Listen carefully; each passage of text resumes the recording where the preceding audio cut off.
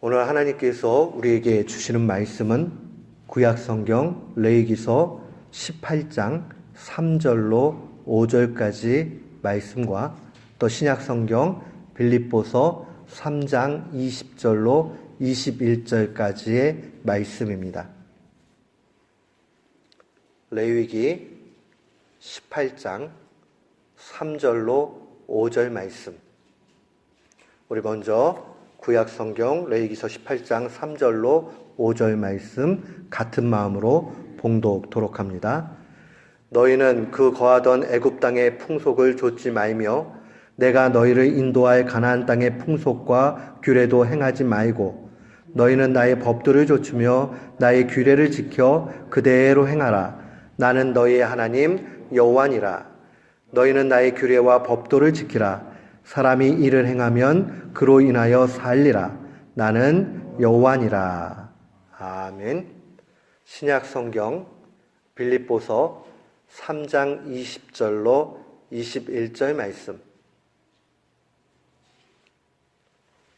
우리 빌립보서 3장 20절로 21절 말씀 같은 마음으로 함께 봉독토록 합니다. 오직 우리의 시민권은 하늘에 있는지라 거기로서 구원하시는 자 곧 주 예수 그리스도를 기다리노니 그가 만물을 자기에게 복종케 하실 수 있는 자의 역사로 우리의 낮은 몸을 자기 영광의 몸의 형체와 같이 변케 하시리라. 아멘.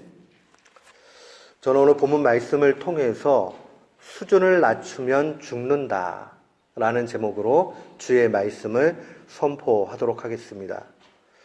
제가 이번에 한국 갔다 오면서 또 한 번 교회들을 바라보고 충격을 받았습니다. 제가 지난번에 갔다 봤을 때는요, 한국 교회 안에 주일학교가 없는 교회가 한 50% 된다 그래서 깜짝 놀랐어요. 야, 어떻게 50%가 될까? 이게 작은 교회 얘기하는 것이 아니고 작년 성도가 300명 이상 되는 교회 다 포함해도 주일학교가 없는 교회가 50%. 근데 이번에 가니까 한 70% 된다고 그래요.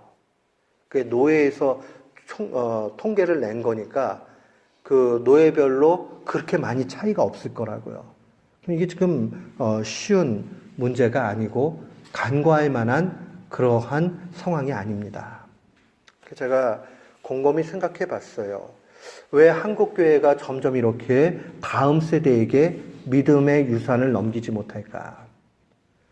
자녀 출산이 적어진 이유도 있지만 꼭 거기에만 문제가 있지 않습니다. 제가 기도하고 고민하면서 결론 내린 것은 우리가 수준을 낮추고 말씀을 잘못 적용한 데 있다라고 결론을 내렸습니다. 그러니까 우리의 수준이 너무 떨어졌어요. 다음 세대에게는 아무런 믿음의 유산도 남기지 못하고 소망도 줄 수 없는 그런 이름만 남아있는 종교 아이콘이 되고 있다. 그런 생각이 듭니다. 마음이 참 무겁습니다. 왜 이렇게 됐을까?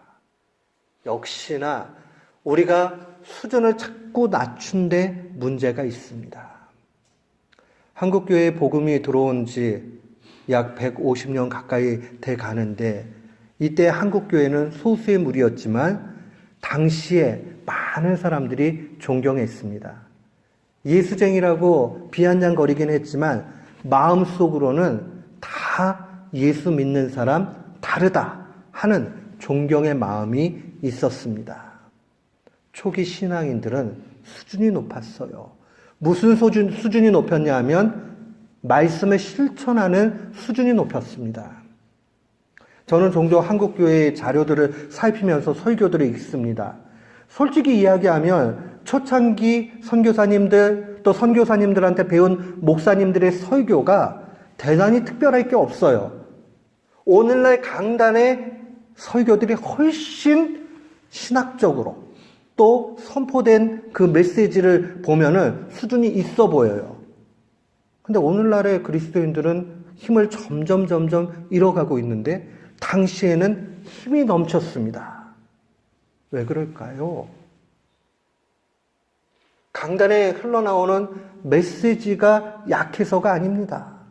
문제는 강단에서 흘러나오는 메시지를 통해서 살아가고 있는 우리의 수준이 떨어진 데 있습니다. 그래서 제가 어느 성도님하고 이야기하고 있는데 그 성도님이 저한테 충격적인 얘기했다. 제가 사석에서 말씀드린 적이 있어요. 저희는요, 목사님들한테 바라는 거 하나도 없어요. 목사님들이 설교한 대로 사는 것 좀 봤으면 좋겠어요. 근데 제가 그 얘기 들으면서 제 자신도 엄청나게 찔렸습니다.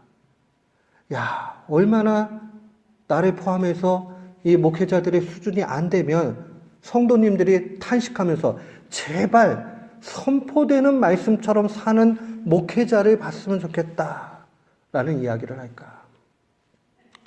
초창기에 이 교회에 많은 스토리들이 있지만은 제가 최근에 그 한국에 목회하는 추요한 목사님이라는 분 계신데 이분이 칼럼 쓴 거를 보면서 깜짝 놀랐어요. 그 내용에 이런 게 있습니다. 1920년도니까는 우리가 일본에게 압제당하고 있었던 일제시대입니다. 이때에 한국에서 살인사건이 일어났습니다. 근데 이 살인사건이요, 물증은 없어요. 분명히 증거할 만은 없어요. 근데 증인만 있습니다. 그 살인 현장을 본 증인이 있어요. 근데 일본인 판사가 이 피의자에게, 혐의점이 있는 피의자한테 사형을 언도합니다. 이거 굉장히 이례적인 거죠. 물증이 없는데 증인의 증언만을 통해 가지고 사형을 언도를 합니다. 근데 그 조서 내용에 이런 내용이 있대요. 물증은 없지만 증인으로 나온 사람이 야소교 신자이므로, 야소교가 뭐냐면 예수를 한자로 바꾸면 야소라고 쓴 거예요. 예수라고 이렇게 안 쓰고. 그래서 옛날에는 우리가 지금 기독교 하는 것은 그리스도를 기독 이렇게 한자로 바꾼 것처럼 예수를 야소 이렇게 얘기했어요. 그러니까 예수 믿는 사람들, 그래서 처음엔 야소교라고 불렀단 말이에요. 그러니까 증인으로 나온 사람이 야소교 신자이므로 그의 말은 틀림없는 사실이다. 실제 글에 있는 내용이에요. 당시 일본 판사도 야소교 신자는 거짓말 안 한다. 그걸 믿고 있었던 거예요.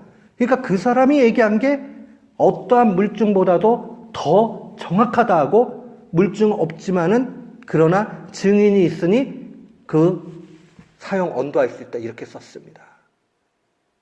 우리 한번 생각해 봐야 됩니다. 또 하나의 에피소드가 얘기가 됩니다. 그 헌병대 일지 가운데, 이것도 일본 시대의 상황이에요. 무라카미라는 헌병대장하고 또 부하였던 다나카라는 사람의 대화 가운데 나오는 거예요. 무라카미가 이렇게 이야기합니다. 이번 폭동은 야소교 신자들이 주동이 되어 일으킨 일이니 그들에게 예수를 믿는지 묻고 다 잡아들여라! 라고 명령을 합니다. 그랬더니 부하였던 다나카가 이런 얘기합니다. 만일 그들이 예수 믿지 않는다라고 거짓말하면 어떡하죠? 그러니까 무라카미가 이렇게 이야기합니다. 야소교 신자들은 거짓말하지 않는다. 제가 이 글을 읽고 소름이 끼쳤어요. 오늘날 우리는요, 목사는 거짓말 안 하지 이렇게 얘기할 수 있나요? 아무도 안 믿어요. 진짜 아무도 안 믿어요.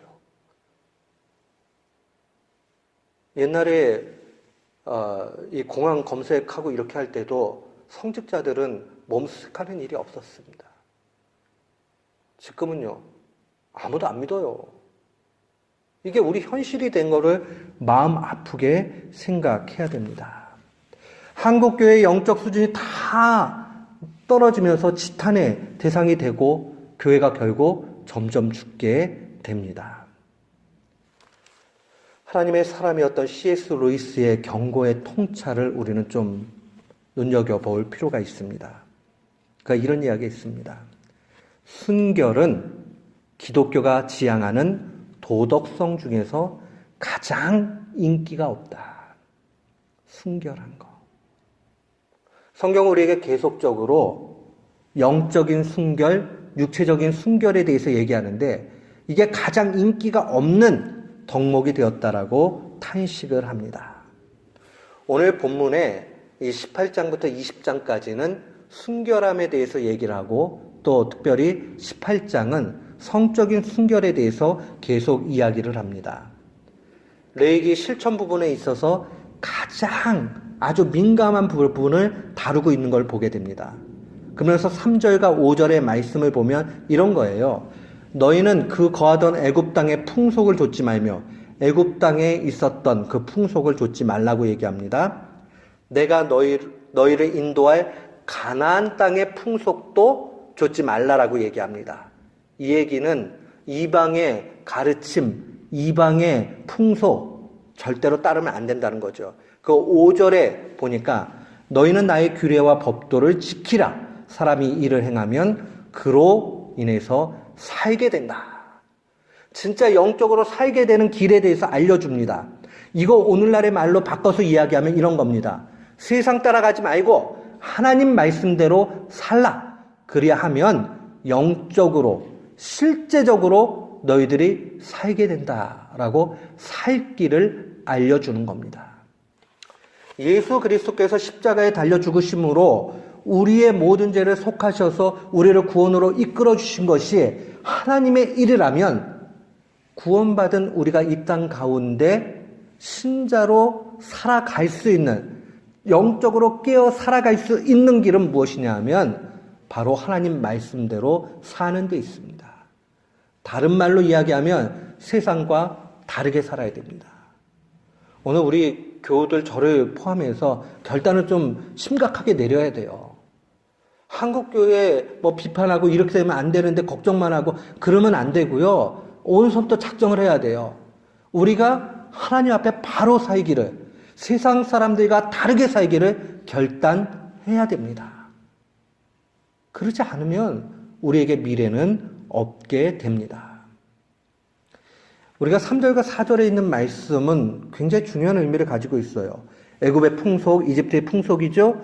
가나안의 풍속은 그냥 그들의 문화를 따라가는 걸로 끝나지 않아요. 그 이면에 영적인 문제랑 언제나 함께 간다라는 사실을 기억해야 됩니다. 오늘날에도 마찬가지예요.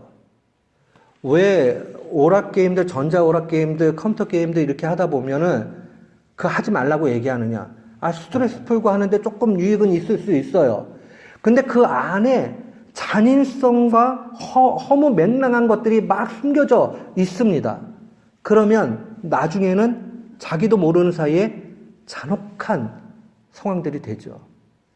여러분, 아이들이 하고 있는 컴퓨터 게임들, 이렇게 뭐 폭력 게임들 이렇게 보는데 그거 보고 소름 끼치는 것들을 아셔야 돼요. 저는 뭐 해본 적 없지만은 어쩌다 지나가다 한번 뭐 이렇게 나오는 걸 본 적이 있는데 뭐 사람을 칼로 죽이고 총으로 쏴 죽이고 하는데 뭐 피가 막 터지고 막 이러는데 리얼합니다. 그거 계속 보게 되면 그 아이는요, 그거 별로 예사롭지 않게 생각하게 됩니다. 그러면 자기가 억울하다, 힘들다 그러면 그 폭력성을 그대로 드러낼 수 있게 돼요. 그 일 뒷면에는 언제나 영적인 것과 연결이 됩니다. 애굽의 문화, 이 가나안의 문화, 하나님을 알지 못하는 문화가 왜 무섭느냐? 그 뒤에 언제나 사탄의 유혹이 있기 때문에 그러합니다. 그래서 에베소서 2장 2절은 아주 경고를 해요. 그때의 너희는 그 가운데서 행하며 이 세상 풍조를 따르고, 이 세상 풍조를 따랐다는 것은 세상 방식대로 살았고라는 말이죠. 공중의 권세 잡은 자, 사탄을 얘기합니다. 공중의 권세 잡은 자를 따랐으니 곧 지금 불순종의 아들들 가운데서 역사하는 영이다. 그러니까 언제나 세상 풍속 가운데는 애굽의 문화, 가나안의 문화, 오늘날로 얘기하면 세속의 가치와 문화 속에는 이 사탄의 유혹이 함께 담겨져 있다는 것을 기억해야 됩니다. 그래서 우리가 하나님의 것들을 따라가지 않으면 금세 여기에 빠져들게 되고 우리도 모르는 가운데 죄를 짓게 됩니다. 세상은 이미 사탄의 세력 가운데서 죄 짓는 대로 타락 일로로 가고 있습니다. 우리가 살펴보면 오늘날 현대에 있어서 이 사탄의 유혹과 미혹 가운데 가는 두 가지 전형이 있는데 하나는 쾌락이고 하나는 물질 만능주의입니다. 더 이야기 얘기하면 쾌락이라는 것은 성의 문제고요. 이 물질의 문제는 돈의 문제입니다. 오늘날 우리에게 가장 사탄이 크게 유혹하는 게 이런 겁니다. 짧은 인생 즐기고 기쁘게 살아보세 라고 얘기하면서 성윤리의식을 다 떨어뜨리게 만듭니다. 젊은이들랑 얘기해 보신 적 있으세요? 젊은이들랑 얘기하다 보면 깜짝 놀래요. 저 목사 안수 받은 싱글 목사님한테 들은 얘기입니다. 목사님 요즘에는요, 결혼하려고 그렇게 하면 제가 목사지만 목사하고 결혼해야지 할 때 특별한 사모의식을 가지고 나오는 사람은 없습니다. 그냥 직업이 목사인가 보다. 그러면 직업이 목사인 사람하고 한번 만나봐야지 이러고 나온대요. 그리고 저 자매가 좀 순결하고 하나님을 순전히 믿겠지라고 기대하면 안 된다라고 얘기를 해요. 왜냐하면 이미 교회를 다니던 안 다니던 다 성적으로 순결성을 다 잃었기 때문에 그걸 기대해서는 안 된다 이런 얘기를 해요. 그러면서 하는 얘기가 그거 기대하면 결혼 못해요 이렇게 얘기해요. 이게 지금 한국에 있는 젊은 목사님이 저한테 한 얘기입니다. 제가 지어낸 얘기가 아니고. 그래서 제가 뭐라고 할게요. 그런 사람은 못 만날 것 같으면 혼자 살아라 그랬어요. 심각한 얘기죠. 자기한테는 혼자 살라는 얘기니까. 그 정도로 힘들 수 있지만 우리가 그 정도 수준 가지 않으면 한국 신앙인들은 아무런 힘을 가질 수 없습니다. 디모데전서 3장 4절로 5절은 말세의 징조에 대해서 쭉 얘기를 하면서 이러한 경고의 메시지를 줍니다. 쾌락 사랑하기를 하나님 사랑하는 것보다 더하며 경건의 모양은 있으나 경건의 능력을 부인하니 이와 같은 자들에게서 네가 돌아서라. 젊은 목사님들 자기가 결혼할 사모님들이 과거가 깨끗했느냐 어땠느냐 이제는 더 이상 관심 안 둬요. 이게 현실입니다. 그런 거 얘기 삼으면 뭐라고 얘기하냐면 율법주의자라고 이렇게 얘기해요. 나는 거기에 왜 율법주의를 왜 갖다 붙이는지는 잘 모르겠어요. 이 잘못된 거, 잘못된 적용이 되니까 그렇게 하면 율법주의자가 돼버리는 거예요. 그러니까 그런 목회자들이 청년들을 교육할 때 어떻게 교육을 하냐면 적당한 선까지 건전하게 하면 돼 라고 가르칩니다. 적당한 선까지 건전한 게 도대체 뭐예요? 사귀고 네가 책임질 짓만 안 하면 돼 이런 식이에요. 왜? 자기도 이미 다 갈 대로 다 가봤거든요. 그러니까 그렇게 못 가르치죠. 제가 드리고 싶은 얘기는 제가 그분들을 정죄하는 의미에서 얘기하는 것 아니에요. 기독교 신앙이 어느 순간부터 이렇게 실천에 대해서 막 나가버린 이 상황이 탄식이 되어서 하는 얘기입니다. 야소교 신자들은 거짓말 안 한다. 아니, 거짓말 안 하는 사람이 어디 있어요? 근데 정말 야소교를 믿는 사람들은, 예수 믿는 사람들은 정말 그렇게 살았기 때문에 사람들이 존경했잖아요. 그러니까 소수라도 다 그렇게 믿고 갔어요. 그런데 오늘날에는 다 이렇게 수준이 떨어져 버렸어요. 제가 한국에 갔을 때 우리 김 전사님 친구인데 현준 형제라고 우리 교회도 온 적이 있어요. 근데 이 형제를 만났어요. 여호바에서 컴퓨터 사이언스에서 공부 잘했고 아주 판단력 뛰어나고 그리고 좋은 직장을 다니고 있습니다. 그리고 무엇보다 믿음이 아주 순전해요. 제가 만날 때마다 제가 노골적으로 얘기합니다. 너 여자 사귀는 친구 있느냐? 사귀어도 정말 건전하게 사귀어야지 나쁘게 하면 안 된다. 제가 강단이니까 말을 제가 이렇게 순화해서 얘기하지만 개인적으로 만났을 때 더 구체적으로 얘기합니다. 너 자매하고 잠자면 안 된다. 제가 여러 번 그 얘기를 하니까 이 친구가 웃으면서 나 지난번에도 답했는데 웃으면서 그렇게 얘기해요. 제가 율법주의자라 이 얘기하는 것 아닙니다. 그리스도인들이 그걸 포기하고 그냥 이거는 별거 아니야 라고 하는 순간 기독교 신앙은 가짜가 되고 맙니다. 실천에서 실패하게 되면, 열매가 없게 되면 그 다음엔 아무것도 아닌 게 돼버리는 거죠. 관념만 남는 거죠. 난 예수 믿는다 하는 관념만. 그러니까 말이 안 되는 거예요. 쾌락과의 싸움을 오늘날 우리는 싸워야 됩니다. 언제나 쾌락과의 이 싸움 속에 정말 안 되겠구나 하고 가야 됩니다. 하나님 가까이 하는 것보다 다른 데 더 기쁨이 있고 하나님 앞에 나아가는 것보다 더 다른 거에 취미가 있고 이러면 빨리 간둬야 됩니다. 안 그러면 우리는 다 망합니다.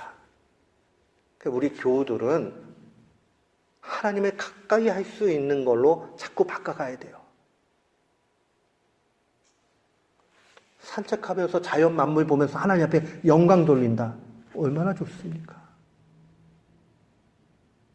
남 봉사하고 이렇게 도우면서 몸은 힘들지만 그렇게 하면서 보람을 느낀다. 나도 사람답게 신자답게 조금 사랑 좀 행해보는구나 하는 마음이 있다면 그 쾌락조차 가지 않고 하나님 사랑하는 것 아니에요. 우리 이거 실패하면 기독교 신앙이 이제 더 이상 힘을 얻지 못하게 됩니다. 우리가 마지막 보루가 돼야 됩니다. 이거 그냥 지금 포기하면 모든 상황의 골든타임이라는 게 있죠. 그 놓쳐버리면 나중에는 되돌릴 수 없어요. 우리 교회는 저를 포함해서 모두가 오늘 이 시점에 이거 결단해야 됩니다.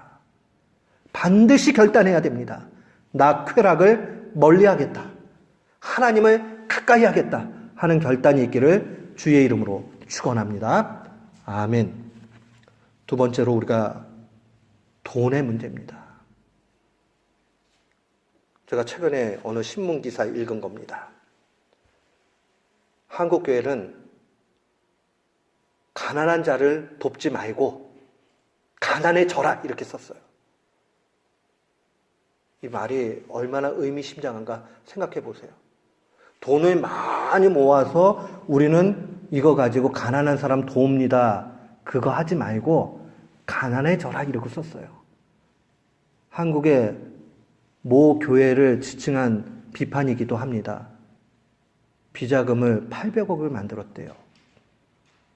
난 뭘 해가지고 800억을 왜 만드는지도 모르겠어요. 전국의 땅이 서울 교회뿐만이 아니라 전국에 흩어져가지고 그 교회 땅이 다 있습니다. 그 땅값이 오르면은 하나님 은혜라고 생각을 하겠죠. 그럼 뭐 하는 건지를 모르겠어요. 그리고 비자금 가지고 이거 뭐 하려고 그랬느냐 그러니까 궁색한 변명.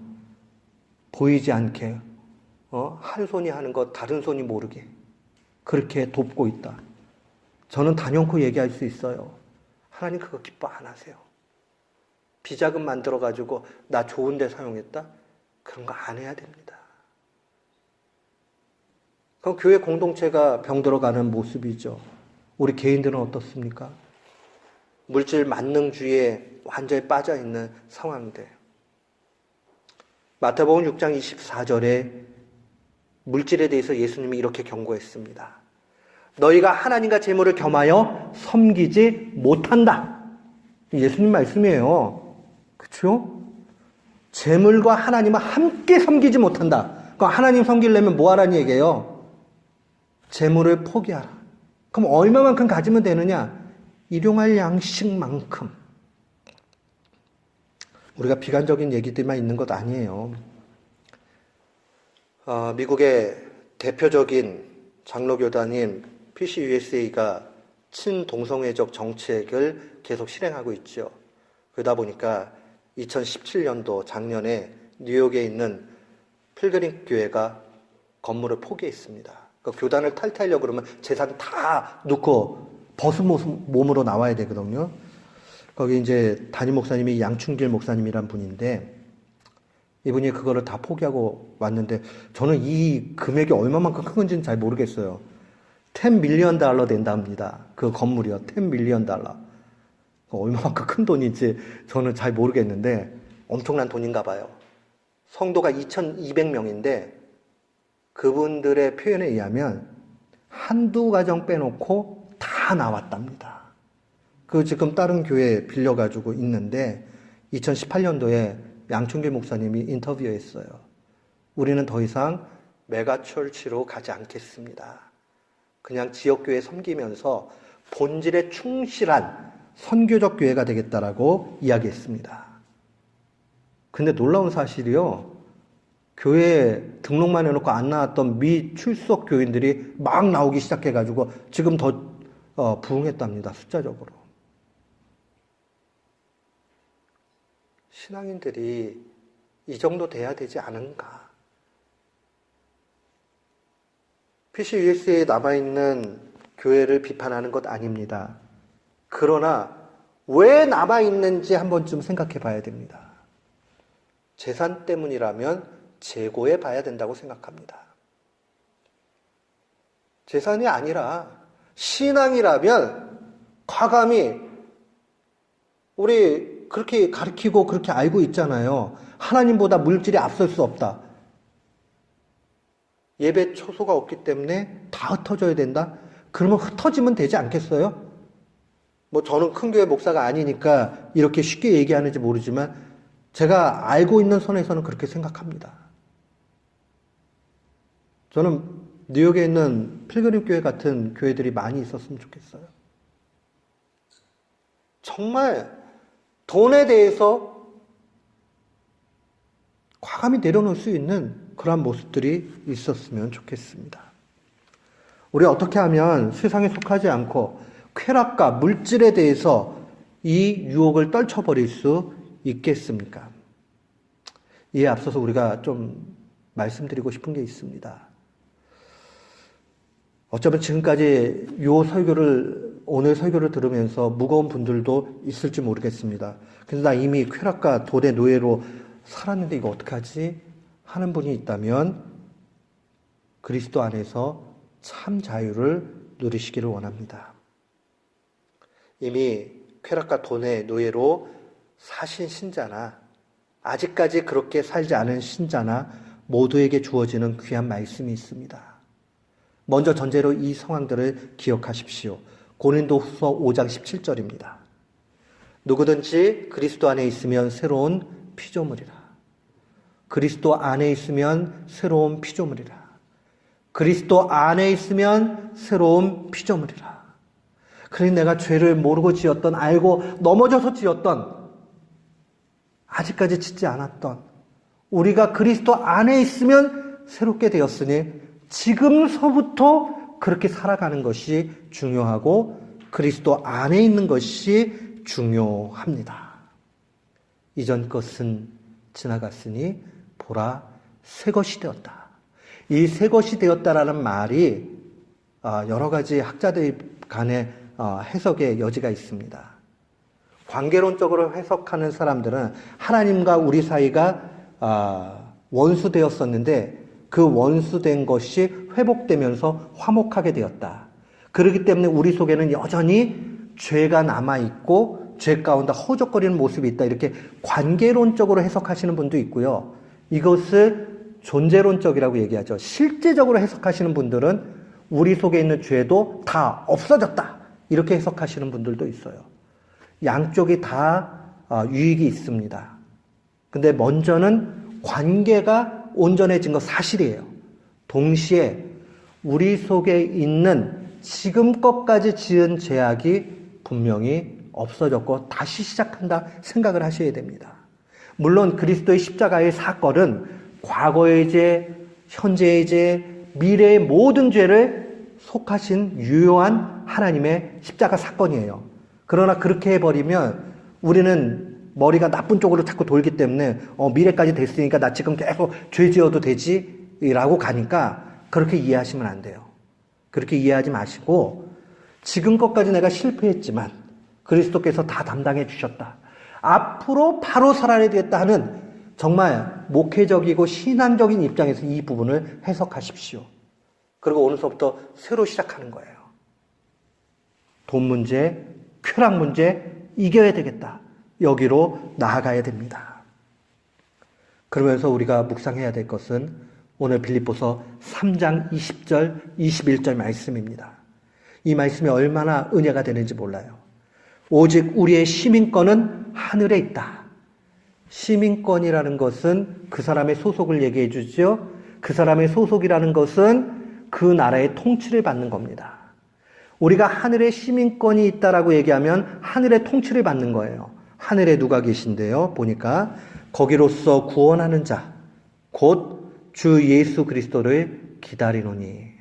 예수 그리스도의 통치를 받고 있다는 겁니다. 근데 예수 그리스도의 통치를 받을 때 얼마나 놀라운 일들이 일어나느냐. 21절에 보니까 그가 예수 그리스도를 얘기합니다. 만물을 자기에게 복종케 하실 수 있는 자, 하나님의 능력이죠. 만물을 자기에게 복종케 하실 수 있는 자의 역사로, 그러니까 예수 그리스도께서 하나님의 능력으로 우리의 낮은 몸이라는 것은 오늘 본문과 연결하면 우리의 낮은 영적 수준을, 우리의 낮은 죄 짓는 몸을 자기의 영광의 몸의 형체, 자기의 예수 그리스도의 영광의 몸의 형체라는 것은 우리가 나중에 장차 하나님 나라에 들어가서 영광의 부활체가 되는 것을 의미합니다. 그 상황으로 변케 하신다. 쉽게 얘기하면 죄인을 의인으로 만들고 맨날 죄 짓고 쓸모없는 찢기 같은 인생을 영광의 인생으로 예수 그리스도께서 바꾸신다는 말씀입니다. 그러니까 우리로서는 돈의 유혹, 또 쾌락의 유혹 이길 길 없어요. 그러나 주님의 은혜 가운데서 이 부활의 능력을 행하신 하나님의 은택을 잊게 되면 우리는 낮은 몸의 형체가 영광의 형체, 예수 그리스도의 영광의 형체로 바뀌게 될 줄을 확신합니다. 이 믿음 가운데 신자는 살아가는 거예요. 우리로서는 못해요. 주님은 하십니다. 수준 낮추지 맙시다. 수준 낮추면 우리 다 죽고 한국 교회 신앙도 다 죽고 다음 세대에 아무것도 남길 것이 없게 됩니다. 그러나 돈의 유혹, 쾌락의 유혹을 이기고 예수 그리스도를 온전히 섬기게 되면 하나님이 다시금 우리에게 소망 주실 줄을 확신합니다. 오늘 이 사실 마음에 간직하고 높은 수준 가운데, 높은 수준은 거만하고 뽐내고 나는 이만큼 한다 자랑하는 게 아니라 다 하나님의 은혜로 됐고, 혹 아직 그만큼의 수준에 안 된 성도들을 바라보면서 기도하고 아픈 마음을 갖는 성숙한 신자의 모습입니다. 우리가 성숙되는 것을 포기하면 죽게 됩니다. 수준 낮추지 말고 이 말씀을 마음에 깊이 간직하고 날마다 승리하는 귀한 교우들 되시기를 주의 이름으로 축원합니다. 아멘.